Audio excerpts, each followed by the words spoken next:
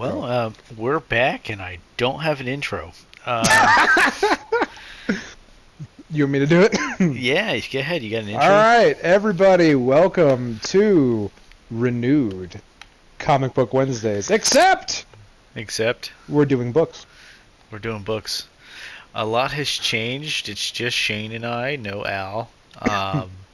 Maybe one day we will have Al. I'm sorry, I just saw Parrot was pricked to death on my screen. Um, I think I landed too close to a cactus. There was a parrot on my shoulder, and the parrot now has the sad. Okay. All right. Distract.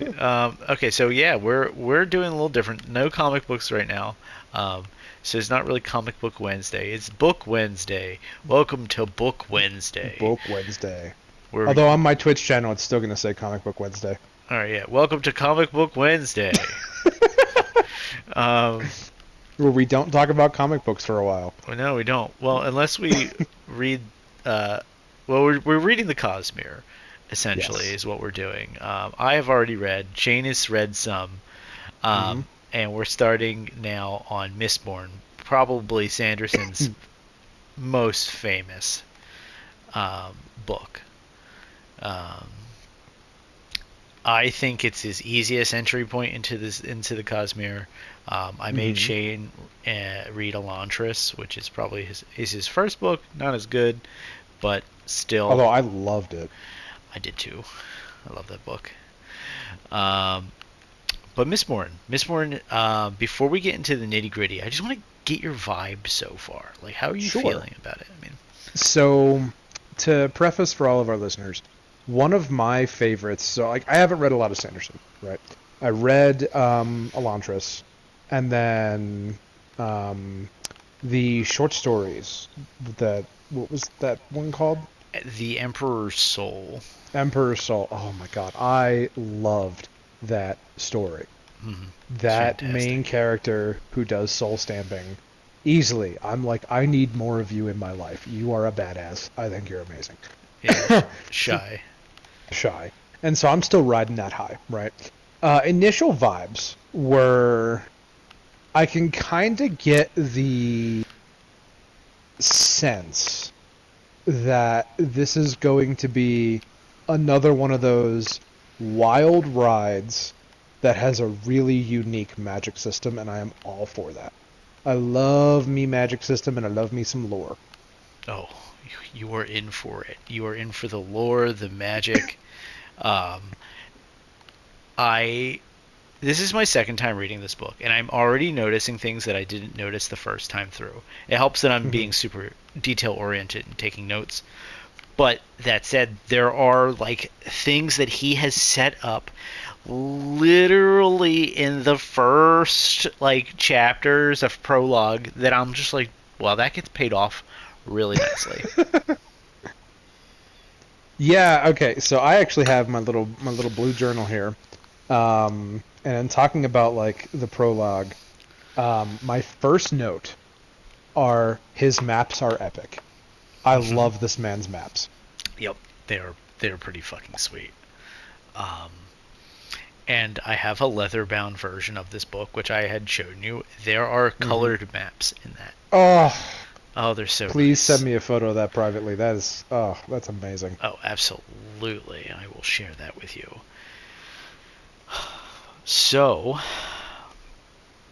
the first thing that I kind of want to talk about Hmm. as we enter, so we enter the prologue of this book, and you get to see like kind of like the class dynamics of the Oh yeah, ska, the nobleman.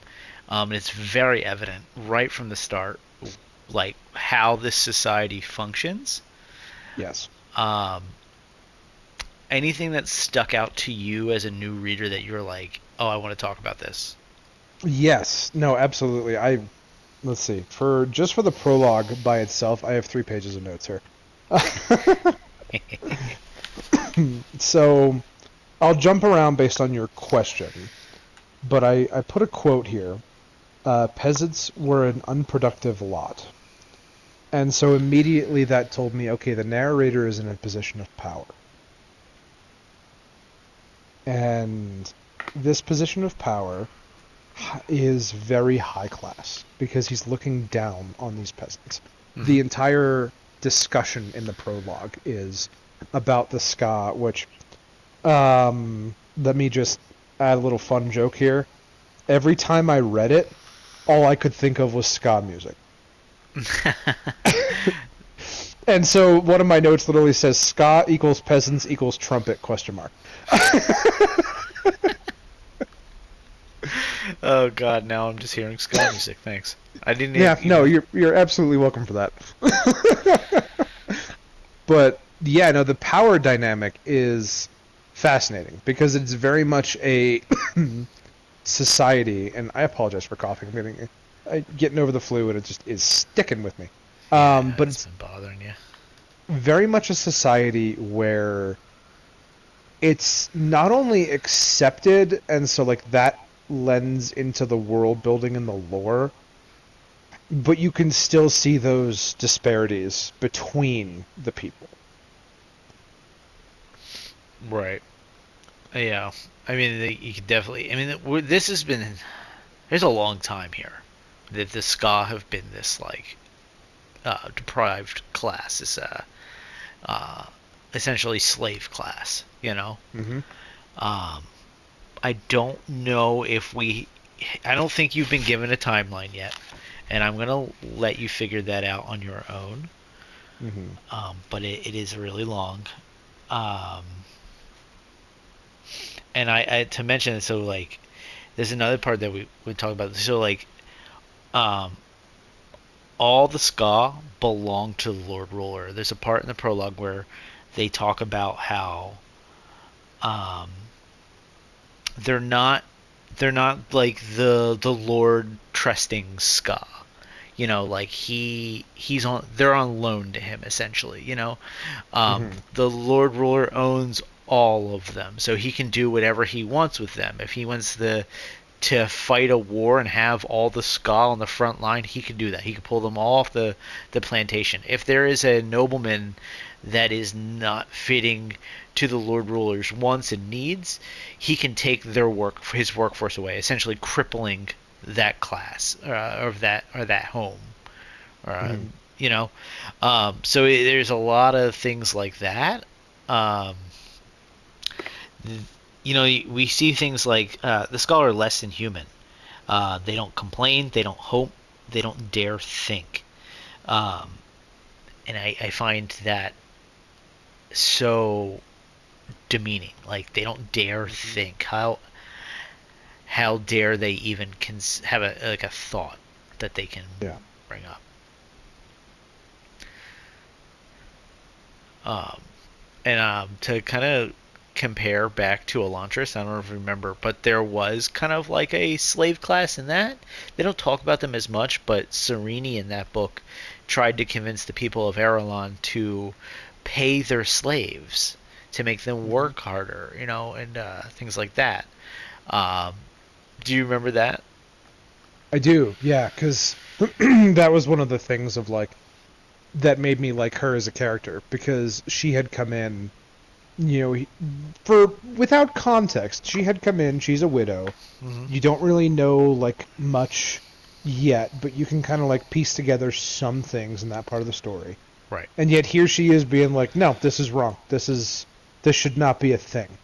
And like one of the reasons that she's such a likable, like well-respected character. Right. So I really like that aspect of her character. And you're not going to see a whole ton of noblemen follow that sentiment in this book. Hmm. This place is very dark. It's very grim.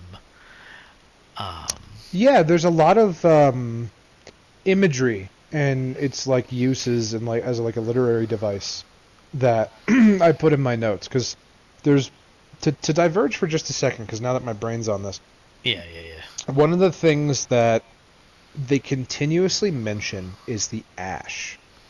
Mm-hmm. And I've noticed that there's always some sort of thing in his books where it's okay, here's this natural or like quasi natural phenomenon that people are now going to think is like odd. And so we talked about that several times. And one of the reasons I like that is because as a reader, when you first read that point, it's oh okay, you're trying to be ominous. You're trying to be to draw attention to how important this is. Right.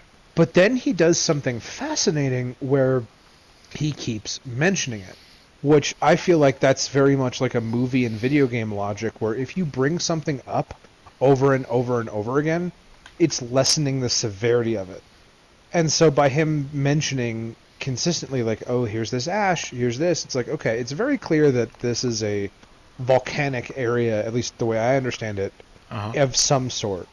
But the fact that he mentions it over and over again is very much like a the people are used to this. This isn't like an uncommon thing. This is just no, it's ash, whatever. Nobody cares. Yeah, it's nothing something they're really people. It's just the norm, right? I Mm-hmm. mean, they talk about it like weather. They said the ash falls. The ash falls are going to be are more consistent, and Lord Trusting has a parasol to protect his clothing from the ash.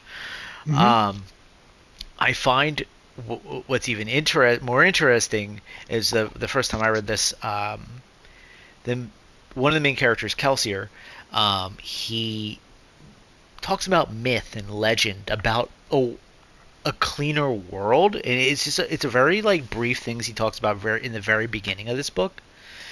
You almost will miss it, um, but it comes up more. It comes up a lot more as we continue to read. Um, so you ask yourself, is this just a volcanic section of the world? Is or is this their world? And why is it their world? Honestly, it reminds me of Elantris already, where they had the skin deformity or whatever it was, marking them as Elantrians. Yep. And that's like going back to the whole like, okay, you're going to take something and use that as like a, a stop point in saying, yeah, this is this thing that people are afraid of, but some people are not afraid of it. And so like you could make the argument that it's very much like dependent on the intelligence of characters and how they react to those things. Mm-hmm. But I like to think it more as this is him creating this starting point. And it goes. One of the quotes that I had written down for the prologue was it was on page 9, and it was somebody who was talking to Kelsier. It was the old man, and he goes, "New tastes are like new ideas. The older you get, the more difficult they are to stomach." Mm-hmm. So, And that's like an echo of, well, let's be honest, it's an echo of this society, like modern day, where we are. oh, But it's absolutely. also an echo of like it's people don't like change. They don't like weird things. They don't like strange things. And I found that quote to be incredibly fascinating. Yeah, I agree with you. It's a really good quote. It is very fascinating. Um, I think that not only embodies the old, but it embodies most of the ska, and you kind of see that he's talking to two people um, in the prologue. One is Tepper, I believe, and the other is the old man you're talking about, and his name Menace. Yeah, Tepper and Menace. So Tepper's the younger man. He's very like scared, very timid character. Really just wants Kelsier to leave because all he can think is if you're here, you're going to cause trouble. We're going to get beat. It's going to be terrible. Yep. Um, and Menace is the other side of that, where they're just kind of afraid, old and beat, and you know what I mean. Like they have no will, basically. Like Yeah. too. They I think at one point he goes he's too tired to get up. You know what I mean? Hmm. Um, What else do I have here? Do you have anything as I look over my notes? Yeah, that actually reminded me of the character. See if I wrote down her name correctly.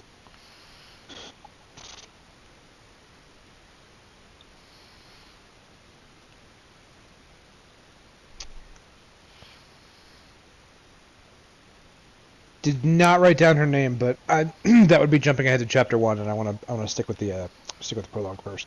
Okay, Um, no worries. One of the other things that I had wrote was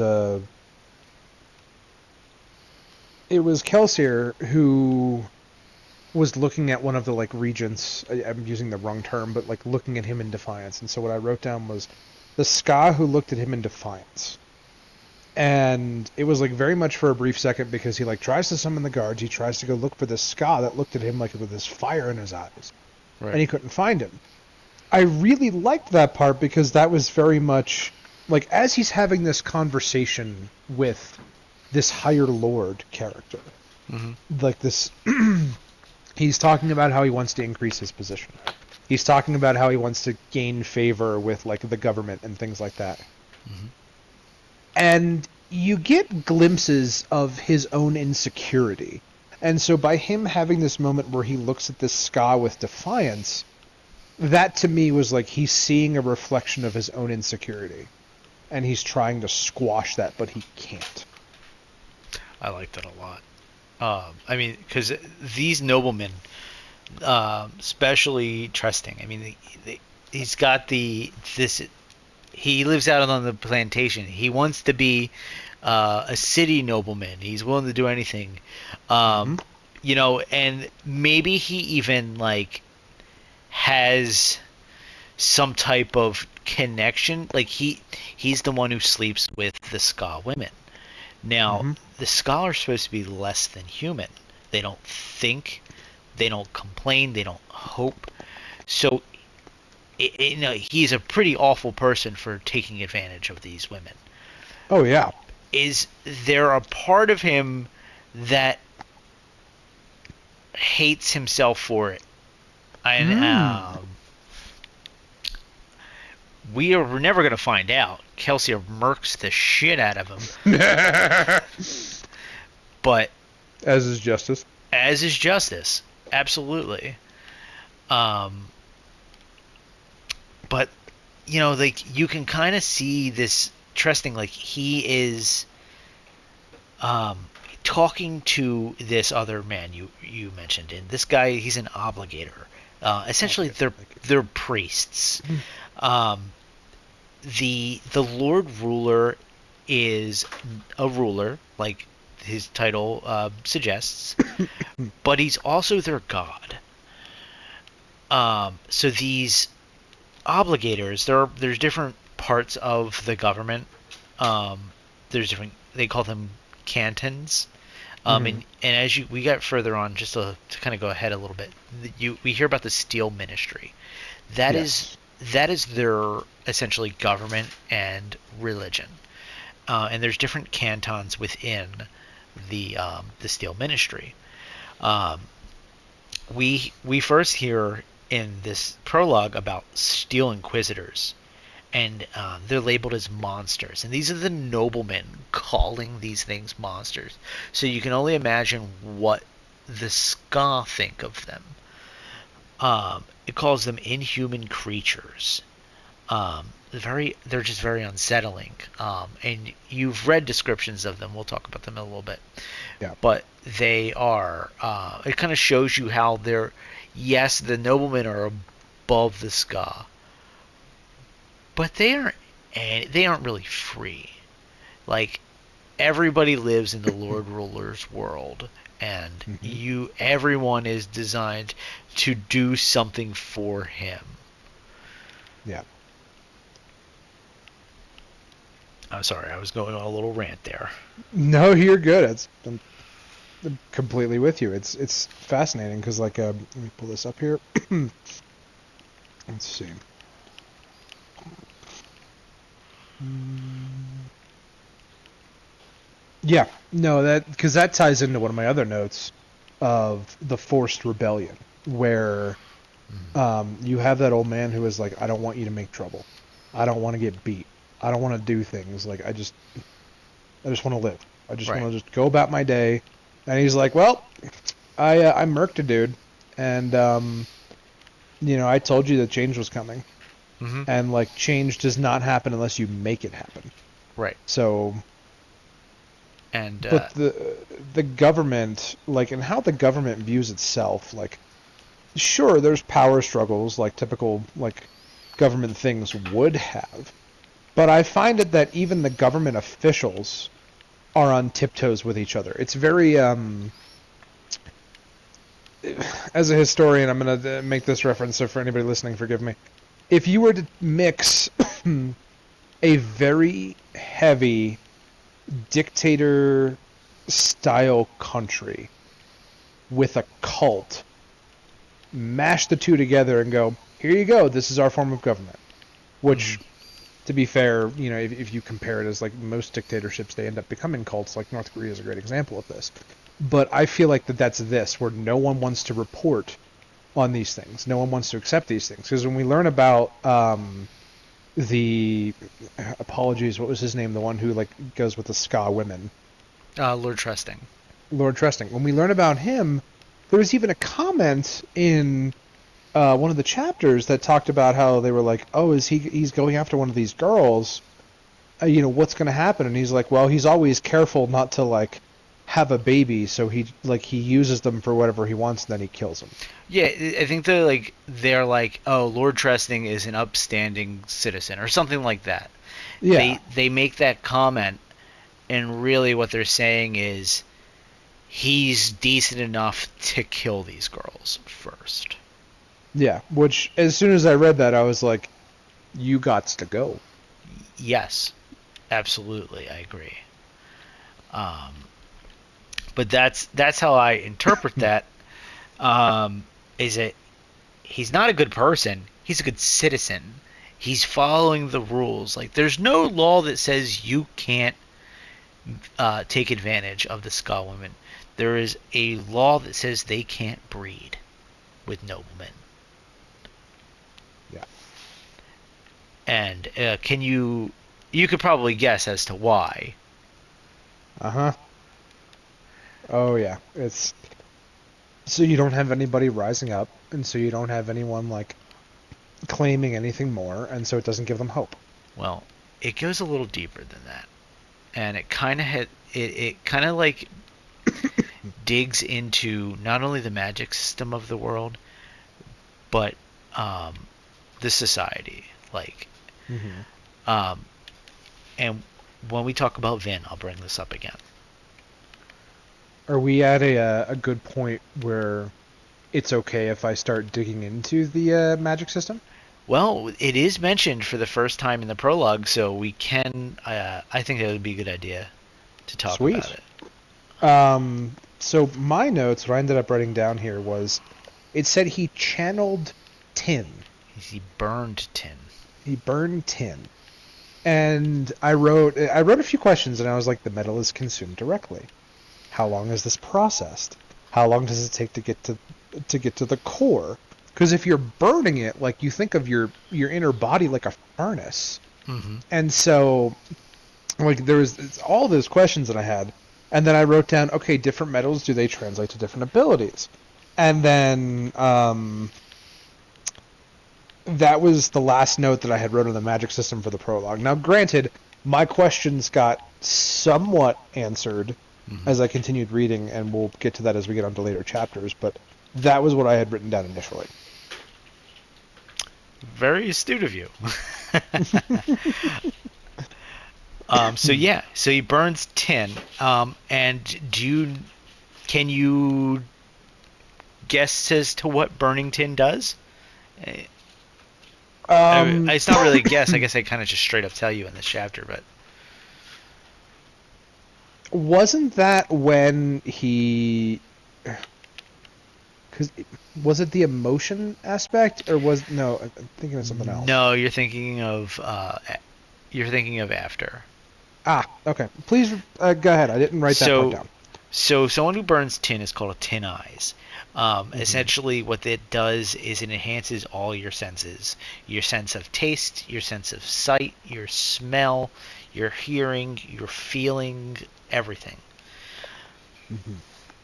So when he burns tin, not only can he hear more clearly the girl that was screaming, but he can hear the other woman with her, and he can figure out what direction she's in, because like they said, this the mists distort the sound waves. Um, so he burns it, and then not only that, but he talks about how the light from the fire is almost blinding, and he can taste the food he had earlier in the day, and like there's a whole bunch of things like that, just very enhanced Yeah, it kind of senses. like ramps your senses up to 11. Yes, exactly. 100%.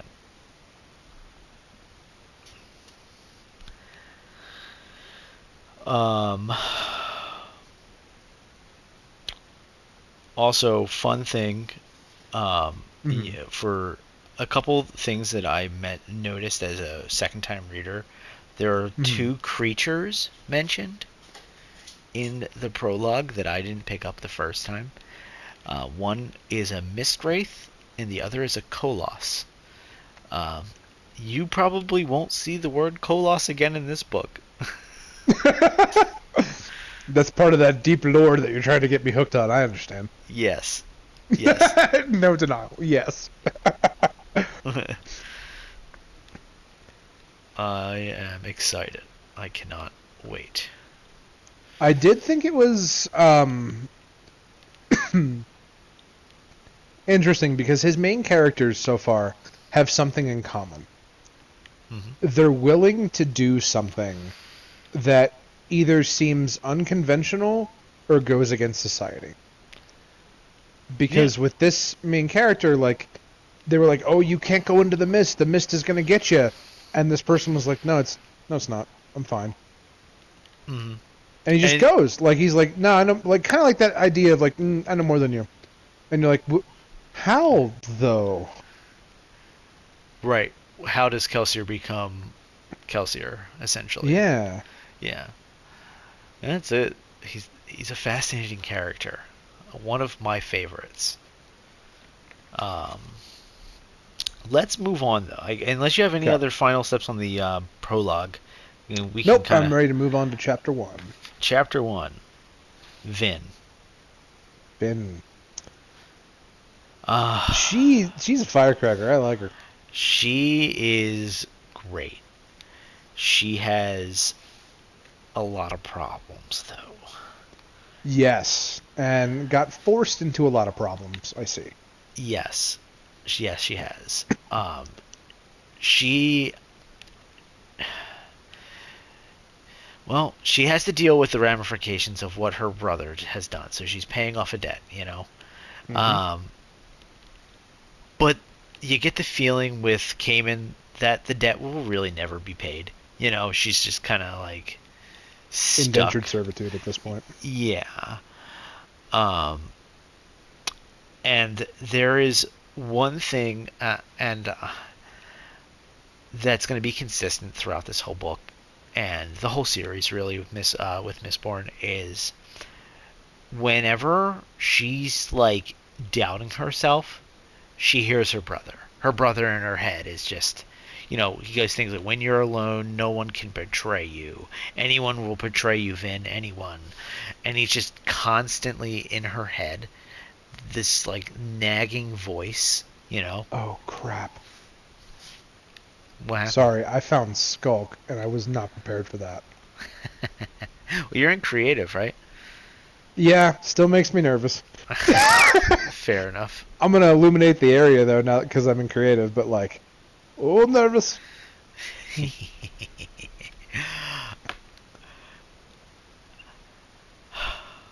But yeah, no, that's that's a very interesting thing because like the brother, as of right now, like he left her with a bunch of debt.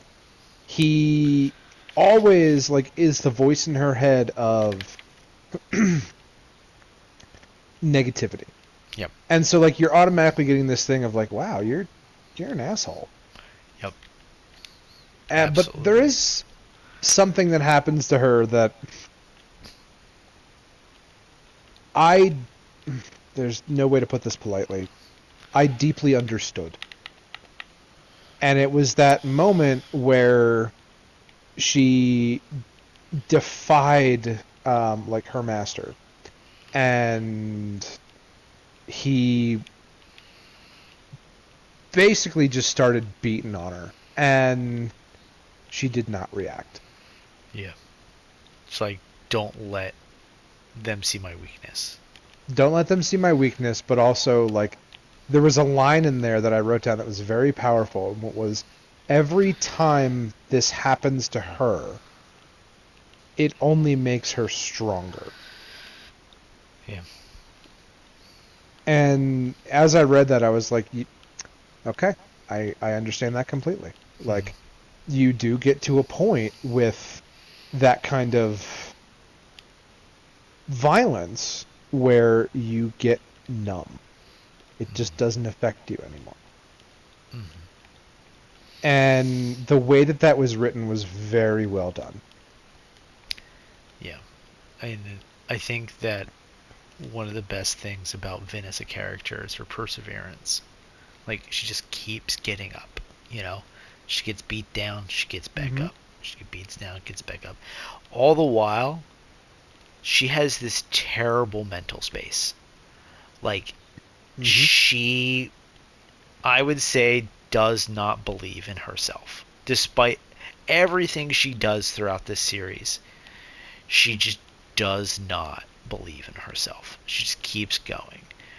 But there are people that she meets that do help her, and it's there are some great relationships in this book with and I think that by the time we're done, you're gonna have just such a great feeling about all the characters that she meets because like it's a great cast.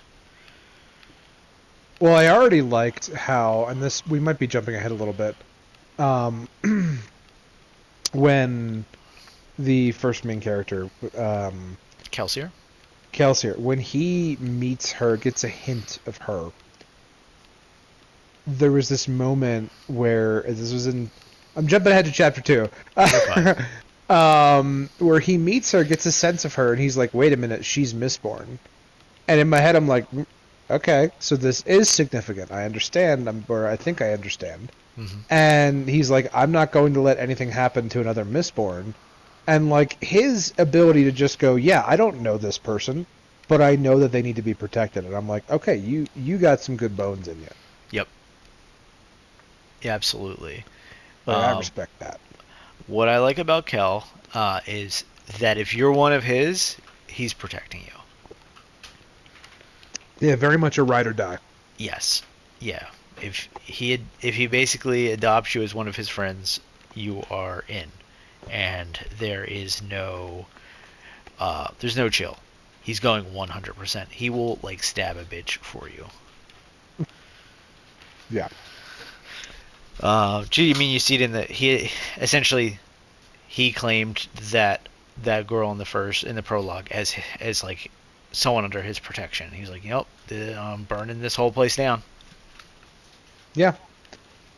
And no, it's completely understandable. Um, that being said, I do have something funny to add now. Okay, sure. As I'm looking over my notes for chapter one, when they describe Kamen and like all of the things that they're wearing, my note literally says, "I'm a fake businessman in Ba Sing Se," with all the greens and the golds, and them trying to like pretend and all of this. And I was like, that's the immediate vibes that I'm getting. That's so funny.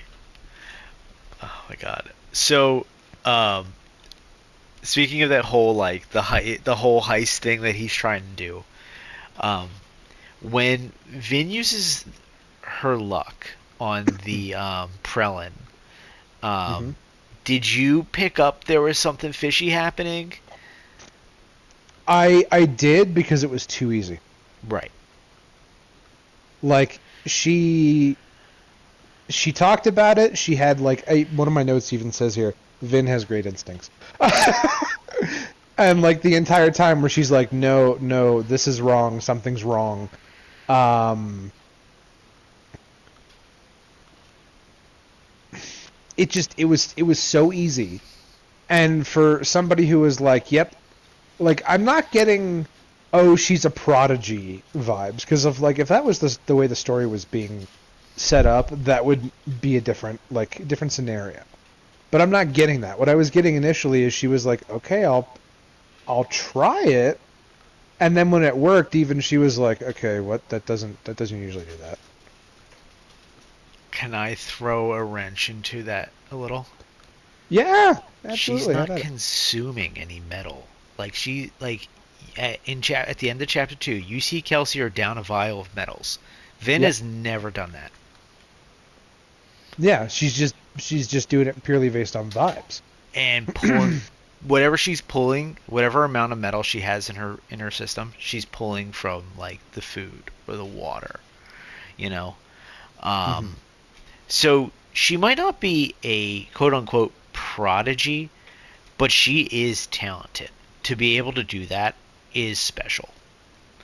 See, So, I wasn't sure, and that you bring up a great point.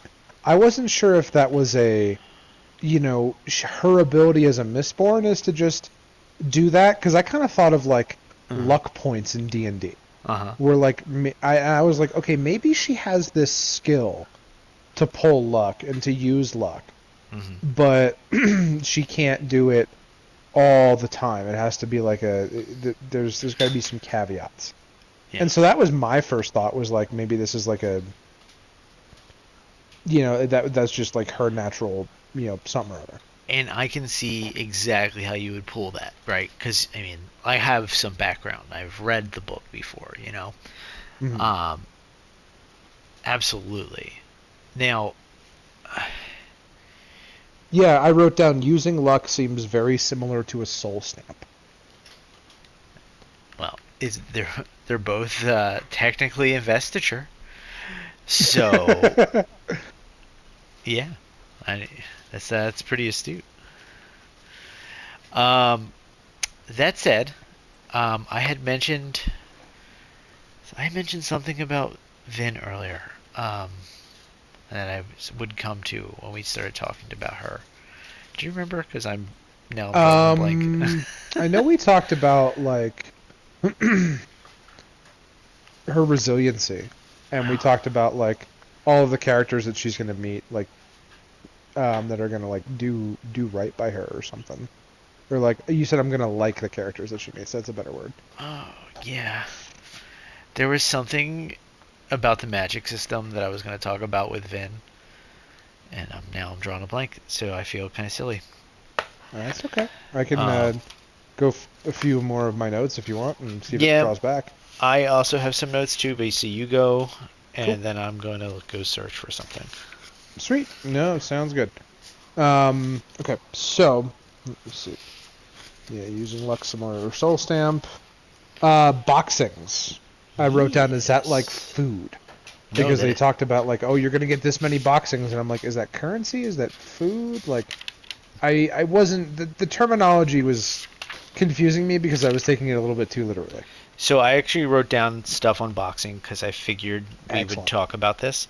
Um, so boxings are the currency. They're a gold coin, and it's called.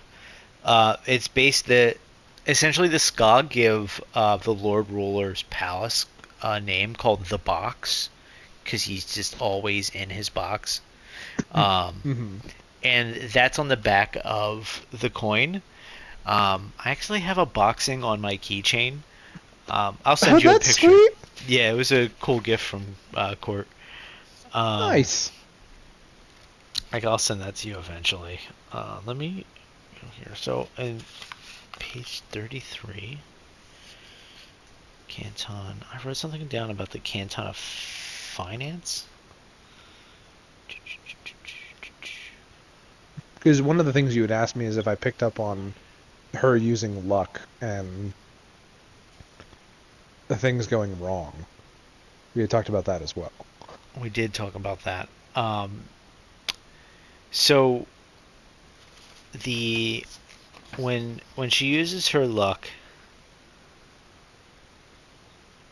um, I'll read the end of chapter 1 here. Um, she pressed Laird's emotions, dampening them. He became less suspicious, less afraid, docile. His worries melted away, and Vin could see a calm sense of control begin to assert itself in his eyes. Yet Laird seemed slightly uncertain. Vin pushed harder.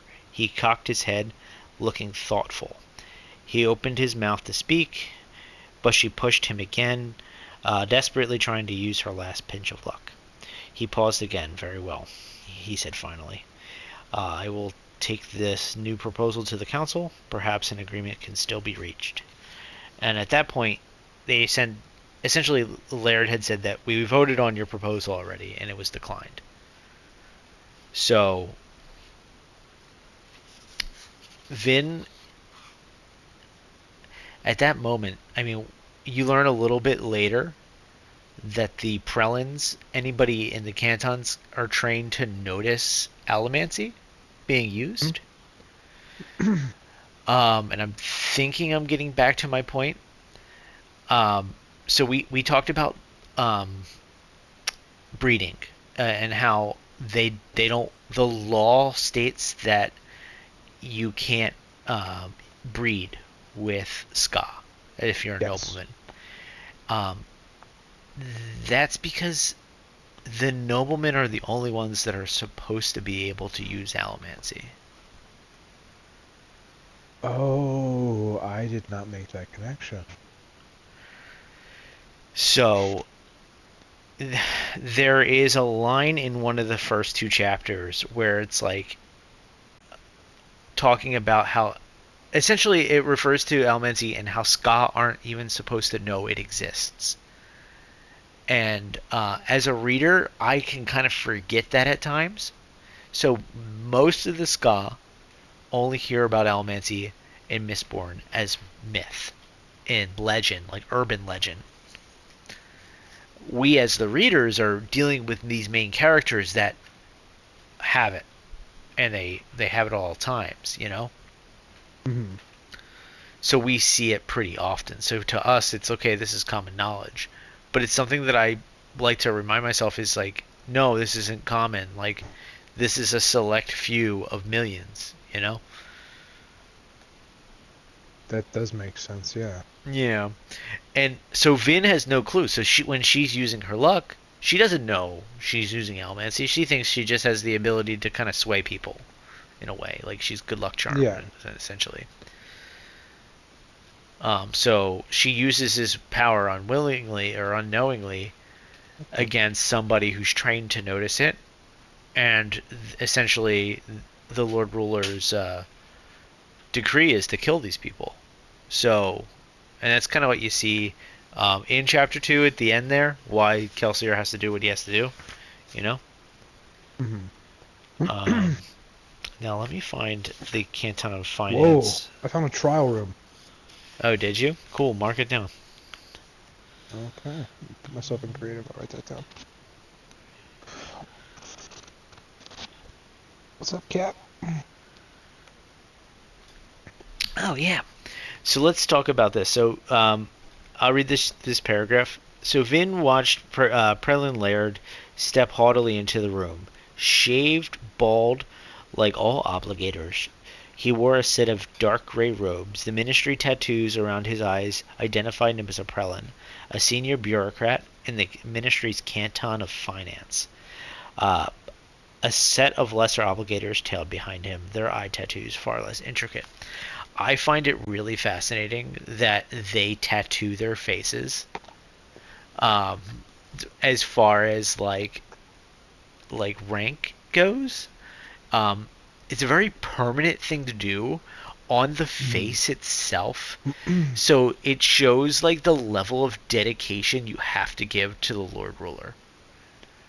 It There's kind of reminded me of the way it was described of Samoan tattoos. Okay. Yeah, absolutely. That was kind of like the initial vibe that I got. But you're absolutely right. Like the more intricate it is, the more like the seat of power, which is what they're all after. At least it seems to be for me so far. I think so. I think there is a level of like I want the power. Um, right? They're trying to literally gain the favor of a god, Yeah. which like if you can have the favor of a god, you have power, you know? Yeah, you can do whatever you want.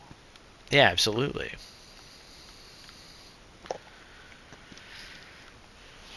Let's see. Um and then it says so even the highest noblemen of the great houses will bow to a full prelate. So like it shows you like this society like where there is like a foundation of like wealth and birth that kind of like gives these people strength. I think what really is the most powerful thing here is faith, religion. Um, I don't. What is a society called where it's run by religious figures? Um. Oh, believe it's a theocracy. Theocracy. Yeah, that makes sense, right? And that's kind of like what we got here, right? As far as what I'm thinking, you know? No, definitely. It's absolutely a theocracy. Like, again, if anybody has a better term, like, let me know. But that is absolutely what it seems to me because no matter what they're trying to do, it's all for this like hidden glory. And this hidden glory is only from like whatever the god character says it is. And like I say the god character, but in the we'll use the government is more what I'm getting at. Yeah. Um, but still, it's I see a lot of like echoes to like his other like stories that I've read by Brandon Sanderson, which at this point are not many. But there's that again that carryover of a theme of here is this belief, and then here are characters who challenge the status quo. They challenge this belief, whether intrinsically or purposefully, but they consistently challenge this belief. They break the image of this like perfect world. Mm-hmm. And that is primarily, in my opinion, in the beginning, why people go after some of these characters, is because you get this moment where you look at them and you go, something's not right with them. Like the one guy walking through the mist. He knows, okay, yeah, I can just do this, but everyone else, it's an omen. It's a bad thing. You can't do that. The mist is going to get you. Right. It's fascinating. He's I will say one of my other notes for chapter 2, I wrote, with all the soot, are we going to get into the omens of the ash? could you elaborate a little? Sure. So every scene, or every like in each of these three chapters, we'll call them, it mentions ash somewhere. Mm-hmm. It mentions soot. It mentions one of those. And Mm-hmm. each time that it gets mentioned, my thought is like, okay, I understand that this is trying to be normalized, and that makes total sense to me. Mm-hmm. But at the same time, there's intrinsic omens. Like, let's think of Vesuvius in Pompeii, Okay. where you see the ash falling, and that meant that the volcano was going to erupt. That Right. meant disaster was coming. Every single chapter we've encountered, it's been here's the ash, here's the soot, and it's like okay, you're normalizing it, and I respect that greatly. But there's definitely something deeper, and we just haven't gotten to Yeah. Keep reading. it. I like my educational guess is that there is going to be a huge societal change of some kind that is going to be one of those moments where people are either going to be like, yes, I'm this makes sense, or no, I want nothing to do with this. And that's going to be fascinating, and I'm excited to get to that point. I know it's going to take a hot minute, but I'm looking forward to it. What I think, what would, for something like that to happen, you need to fundamentally change the way the ska think. They're very Mm-hmm. superstitious. They worry about the myths, like we're talking about. They worry about myth wraiths, and they are afraid to go out at night because the myths are going to get you. Like, ooh, and you can't help but think that the Lord Ruler spread these rumors on his own, right? Yeah, no, that's exactly what I kind of thought, because here's the main character. I haven't seen anything, and again, this could bite me in the ass as we do the next 3 chapters. I haven't seen anything that makes me think that these missed rumors thus far are founded in anything other than superstition. Right. Yeah, as of right now, it's how, kind of society 101. How do you keep a population under control? Now, especially me being, I'm going to go on a rant now. Sure. Especially tying this back to religion. How do you keep someone under control? Be afraid of the big bad. Well, what is the big bad? Well, the big bad is the misrace. It's a demon. It's hell. Be afraid of the big bad. Right. I will protect you from the big bad. I will make you not afraid of the big bad if you do what I say. Yeah. And so as of right now, I'm seeing that symbolism. And like, granted, there could be some ooga booga in the mist that like actually gives warrant to have people be afraid of it. But so far, it's very much a, going back to one of the things they said about the ska.